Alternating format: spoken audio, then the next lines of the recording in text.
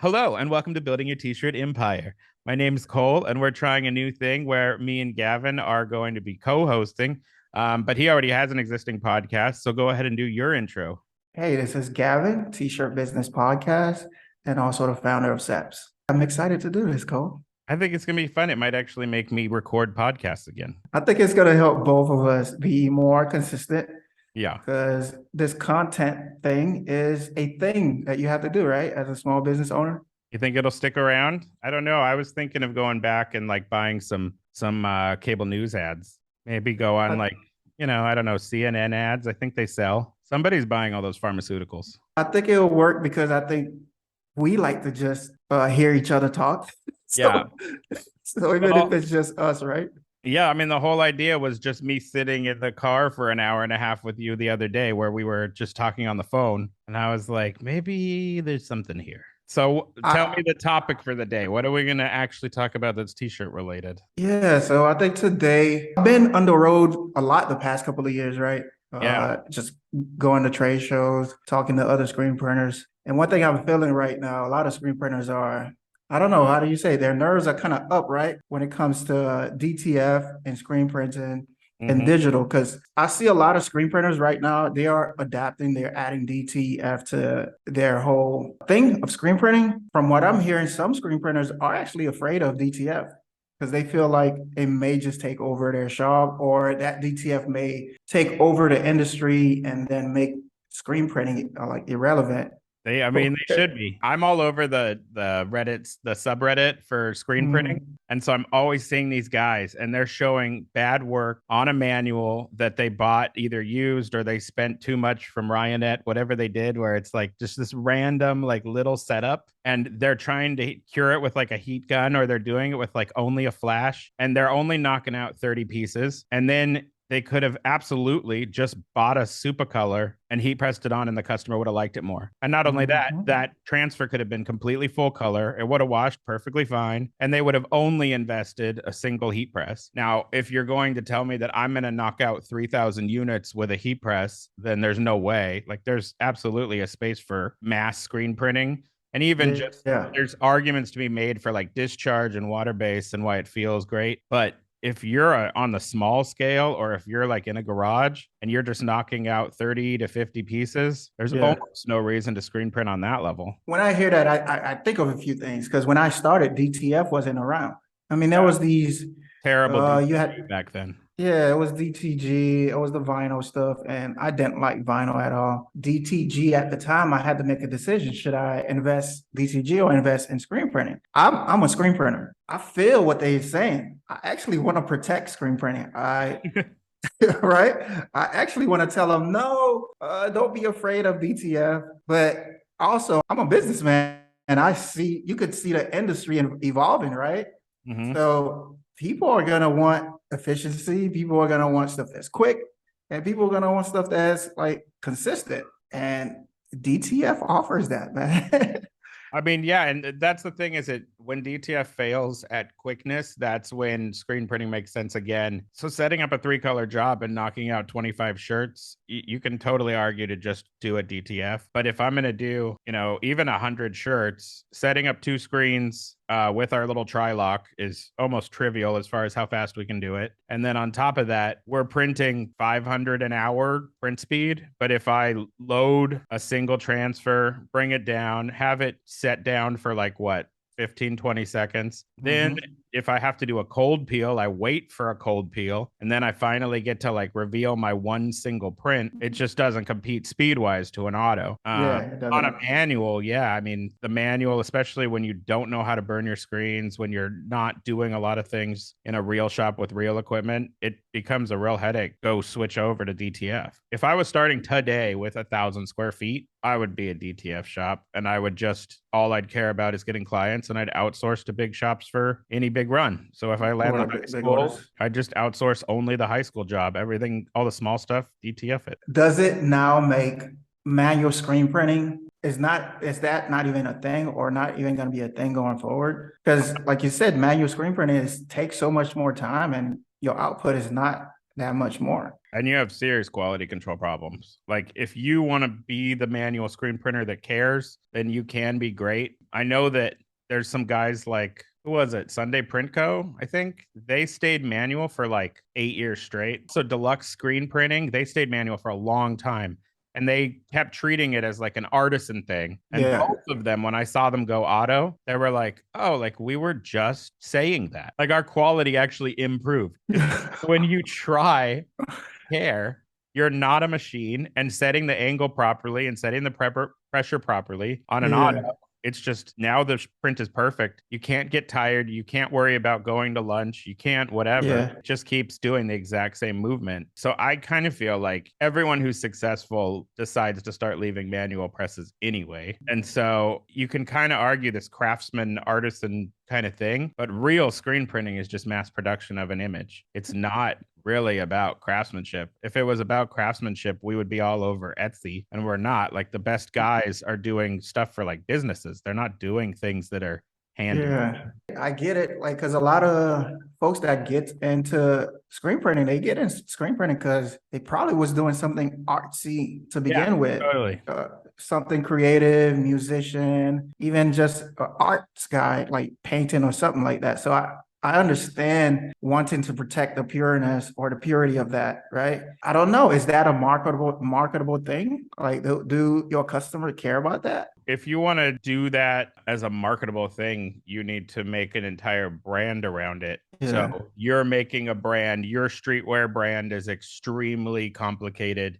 You're doing stuff that people don't see. You're doing things that are a pain in the ass. You're playing with cool inks. You're doing yeah. things that are highly customized. And then people are paying you directly $90 for, a hoodie that might have Mm, only the blank might have cost you 19, 20 bucks, but you've added $70 worth of value because like no one's doing the pain in the ass work that you're doing to make it a high quality like yeah, product. If you think of it the way my business runs, which is just you guys need some crap and we're going to make the crap and the crap won't look like crap. If you're doing that business, then I have to print for $2 a hit or whatever it is for to pay based on the volume. So like mhm, I don't even want to do your artisan screen printing. I can do different ink types and stuff, but I don't want things to be artsy or experimental. And I don't think yeah, any big shop would ever call themselves artists because you don't want someone being creative. You want someone exactly matching the work order. That's what you yeah, want. I think all the artists up front, right? Like if you are an artist and you want to create an awesome design, you don't need the yeah, screen printer himself changing the art on the press yeah, because he's got opinions too. It's not about opinions. At that point, you're matching Pantones, you're locking in the art, you're making sure that all the half tones washed out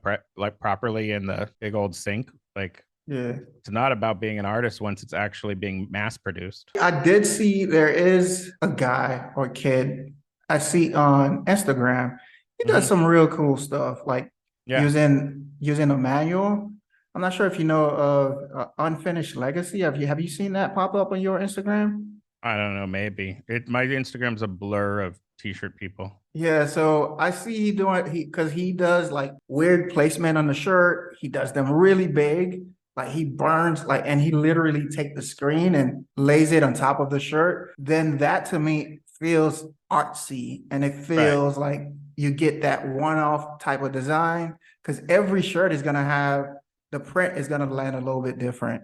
Mm-hmm. So that and he's doing well with that because he's got brands that's reaching out to him. He's got major player that's reaching out to him just because he's built the following. And that case, I think it makes a whole lot of sense not to even touch an auto, right? Because then you would lose that thing that you just built, Yeah, right? absolutely. Like that's exactly how you'd have to do the artisan version of it. But you also wonder what his potential, cap is. I mean, theoretically, he could land some crazy client and he could have like his moment where he has a collab with Gucci or something. He could have that moment. But barring that kind of moment, what is his cap compared to a guy with an auto and a person that helps him with art and a kid that helps catch him at the end of the dryer and he just lands a few hundred units every week no matter what? Like what is your Mhm. cap for growth with those two Yeah. paths? One of Yeah. them is dope though. And he probably is more satisfied doing that than he is the local high school like cheerleadership. Mhm. But it is just one of those things like where is the payoff? Like, and if you hustle really hard for something for 8 years, and you just always knew you couldn't get past X amount of dollars. You have to, Yeah. do you want to live at that lifestyle level for the rest of your life? Because it might just be limited. So what I'm hearing, I think it comes down, first of all, you have to be clear what you like. I think you have to be clear that this is a business making thing. This t-shirt Yeah. printing, so if that's the angle, be honest with yourself. It is a t-shirt, it is a business making thing. I want to make money from it. And that part is more valuable to me than say the arts part. Than if it is, because I think most people it is more valuable to you for you to be able to, live your life through making t-shirt, right? Right. Then if that's the case, then what is the best way to do that? Like, and the best way to do that is mass produce, in my opinion, using an auto and then embracing DTF that's here right now. Like where your business, if you're just starting out, like Cole say, I would honestly, if I just started out right now with knowing what I know now, I'm going the same route he said.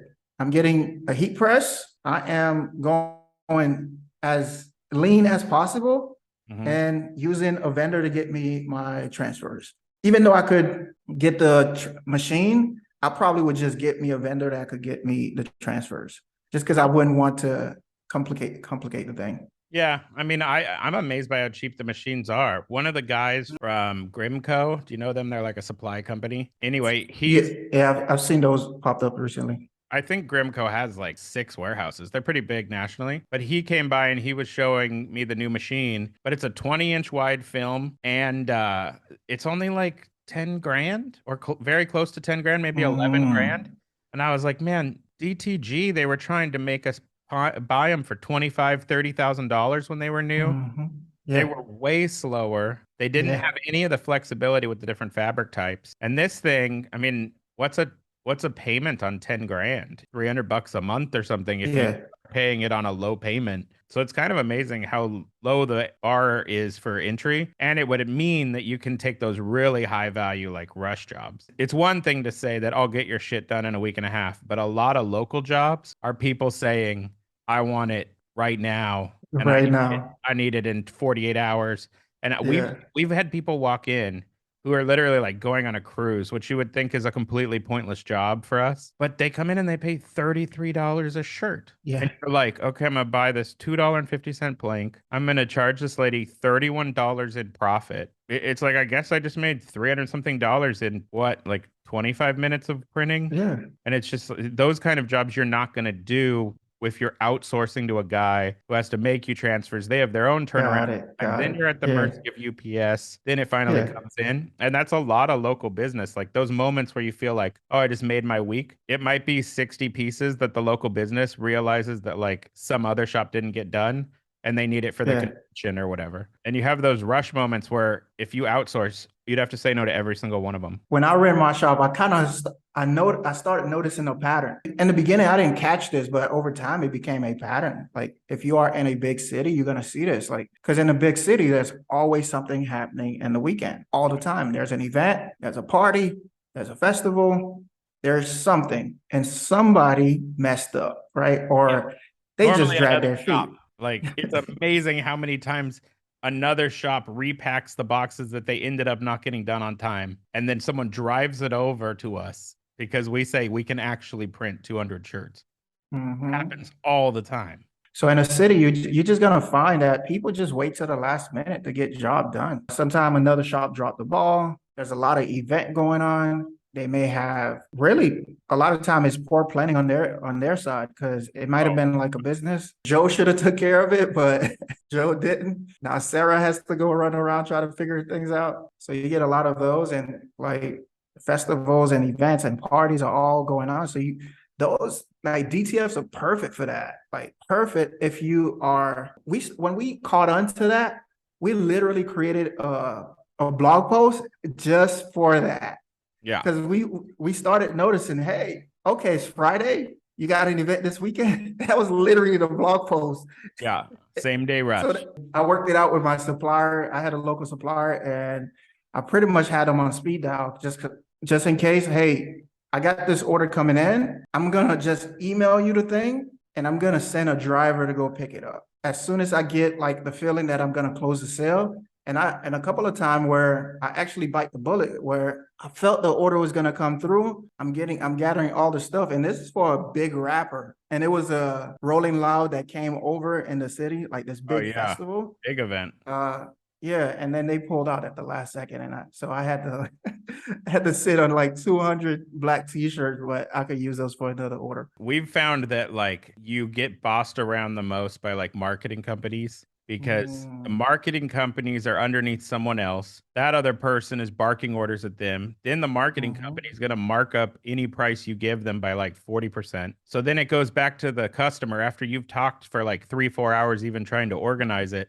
And the customer's like, I'm not paying $17. And it's like, oh, I didn't charge $17. Your stupid marketing company did. If you had just called Exactly. me, you could have paid a real price.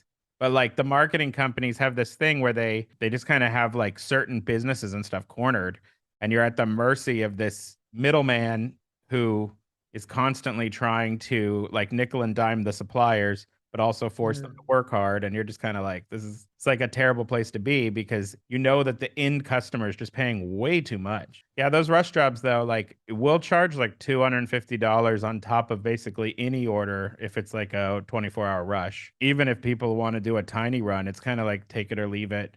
We always call it overtime, even though it's like maybe an hour of extra overtime, but it's just kind of Yeah, it's this or nothing. Like pretty much every shop's gonna have a rush fee. it makes sense. So how about DTG? What are you doing now in terms of DTG? Are you still doing DTG in your shop? Yeah, so we own two Epsons.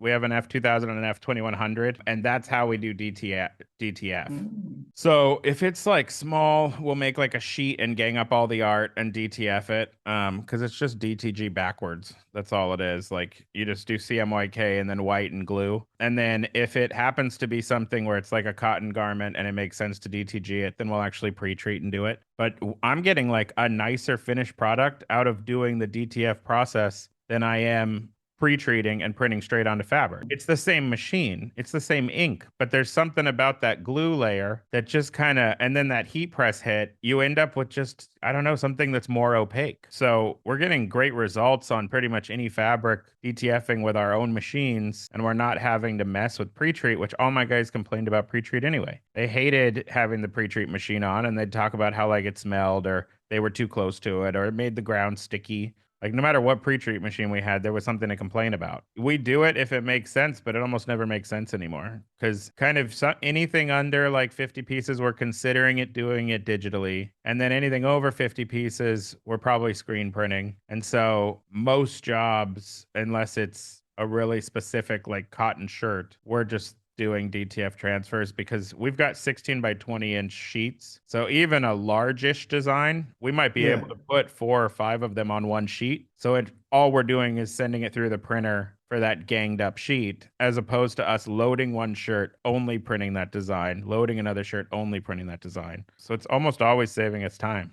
DTG, DTFs, screen printing. So what's your verdict? Like, I think based on what I'm hearing, DTG is out of the game now. It's not if you want to do print on demand and you have a giant print farm and you print for Fanatics and you've got Mm, print on demand and web to print. And in that case, it's great to have a whole bunch of pre-treated shirts that have either been done in a giant pile because you have someone on staff doing it, or you're buying one of those ones from like, I know Hanes started doing it, where the fabric itself is just pre-treated before they sew it. So in those kind of situations, you know, for on-demand printing, there's definitely an argument for DTG. But if you're taking random orders, and even if they're in dozens or whatever, DTF can normally save you a bit of time. Yeah, I mean, if I was buying something right now, it would be a DTF. so DTF couldn't work for on-demand printing, like the website management type of printing. I mean, if every design is different, then you'd have to either gang up a ton of orders to Mm, optimize your film, or you'd waste film because you print only the film you need for only the one shirt. And the way we do it, basically,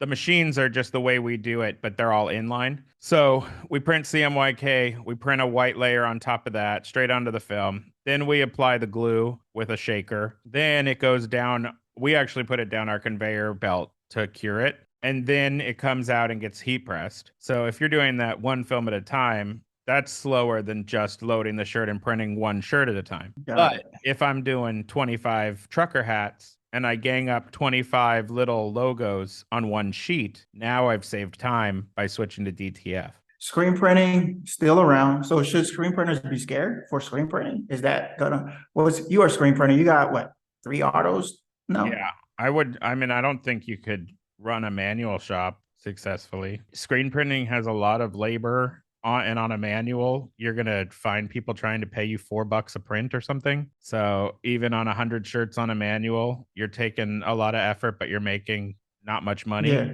I don't think a manual has much point. I would potentially not buy a manual ever. If I was All starting right. from scratch, I would get a DTF, land a few $100,000 in sales, outsource everything I couldn't handle with the DTF and outsource like the embroidery, and then only get an auto because it's like, hey, this is crazy. I paid this printer 90 grand this year. I could have just picked up a small auto. Now I Yeah. actually have an excuse. The problem with manual screen printing, if you're alone, you go, you separate the art for 20, 30 minutes because you're not that fast at it. Then you watch your printer spit out the films for like 10, 15 minutes because your printer's slow. Then you go and coat the screen. Then you wait for it to dry for an hour. Then you finally burn it. Then once you rinse it out, you get to watch the water dry. Then you tape it up. Then you click it in. So, like, if you're a consistent shop with everyone having different roles, you can have Yeah. a mindset that a job's only going to take 40 minutes to run. It didn't take 40 minutes to run, though.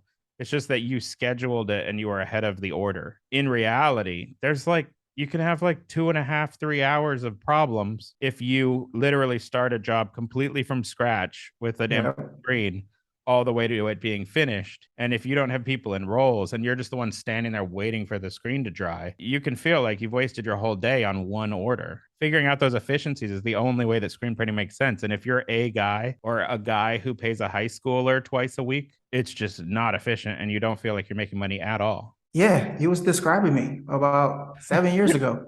Yeah, I'm describing myself. I would print it in the morning by myself because I had no idea how to get, like I would be on the press. So that means I can't go make the screens. And I forgot to clean the screens the other day because I snapped and decided I didn't want to. So that means now I have to scrub the screens before I can get them dry to then coat them. Like it's a nightmare. If there aren't separated rolls, screen printing is extremely slow and there's way too many steps compared to just Yep. pressing print on something that may actually have a better finished product than what you're going to do manually when you're tired. So the verdict is this. Never screen print. No, definitely screen print, but you have to know. I think it all starts with what you want. A lot of us, it is a business. You got to make money and you got to optimize for making money, right? Yeah. So what piece of equipment will do that? So in the beginning, it's probably going to be the quickest. The quickest way to money is DTF right now. Mm-hmm. Then as you start to grow, then if you need bulk, DTF is not going to handle that, at least not right now, or in a way where you can optimize for making money. And then I think once you have a solid, not even a solid brand, but like people know who you are and you can get those big orders, then it makes sense to get like an auto, then to go full production, like add a team, put all the different layers, Yeah. art department, dark room, all of the things that's required for screen printing. I mean, even that depends though. Like if you're amazing at sales, trying to figure out how to manage that team might be a huge waste of your time. And trying to have that overhead, like let's say you do $250,000 from June to November and you think you're killing it, you still have to cover the overhead all the months that you don't kill it. So Mm-hmm.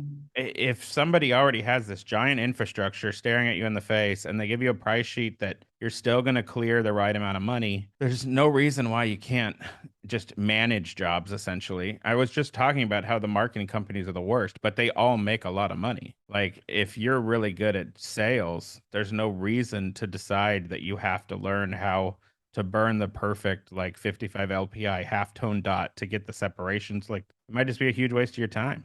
It's a lot of fun and it's a great hobby. You should get a 4-color press, put it in your garage, tell your aunt that you'll do her t-shirts for the elementary school. You're ready to go. Thank you for tuning in. Yep. Appreciate you. See you in the next episode. All right, we did it. I guess we got to get a better ending, or we got to signal ourselves when we want to end it. I think So I think my endings always just kind of ended super abruptly.